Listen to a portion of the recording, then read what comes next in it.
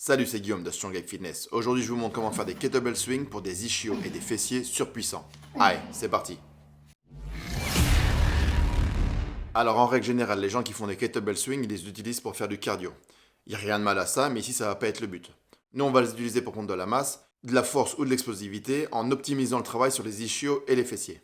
Et ça va avoir un impact considérable sur votre squat qui va augmenter, et pour les gars qui font du MMA, sur votre capacité physique en lutte, notamment à générer de la force et de la puissance au niveau des takedowns et des sprawls. Alors avant tout, il faut savoir où se trouvent les ischios et les fessiers. Les ischios, ils sont là.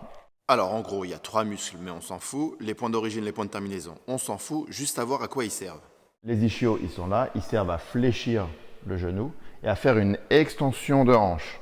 En gros, ils servent à gratter le sol en dessous de soi et à ramener le bassin en avant. Les fessiers, ici, Oh my!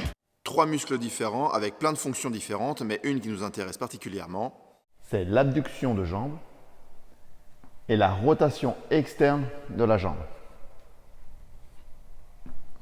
Alors ça peut paraître un peu chiant, hein, mais c'est super important de bien comprendre la fonction de ces muscles-là et des autres muscles en général pour pouvoir maximiser le travail que vous allez effectuer, savoir activer, recruter et effectuer des mouvements de qualité.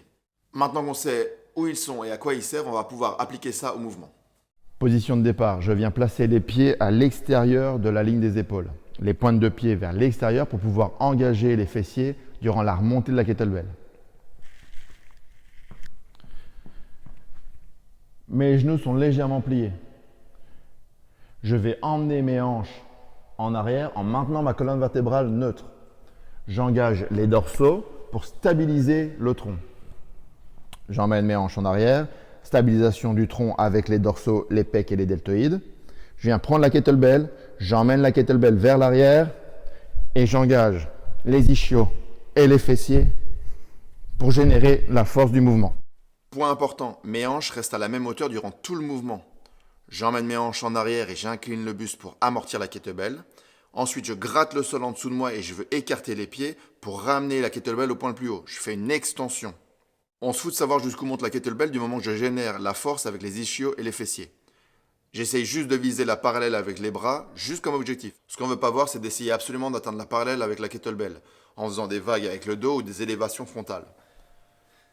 Ce qu'on veut absolument pas voir, c'est un mouvement de haut en bas avec les hanches, un mouvement vertical pour engager les quadriceps et se faciliter le mouvement. Nous, on veut un mouvement d'avant en arrière, uniquement avec les ischios et les fessiers. Alors, il n'y a rien de mal avec le mouvement vertical. C'est d'ailleurs un super moyen d'activation neuromusculaire et d'échauffement pour le deadlift par exemple. Mais ici, c'est pas du tout le but. Le principe général reste le même pour les séries et les reps. Pour la force et l'explosivité, on essaiera de faire 3 à 8 séries de 1 à 5 reps. Et pour l'hypertrophie, 5 à 10 séries de 5 à 12 reps, en adaptant le poids forcément. Voilà, si vous avez des questions, n'hésitez pas à les poser, je vous répondrai en commentaire. Si vous avez aimé la vidéo, n'hésitez pas à la liker et à la partager, c'est bon pour la chaîne, ça serait super sympa. En attendant, il ne me reste plus qu'à vous dire bon entraînement et à plus. Salut!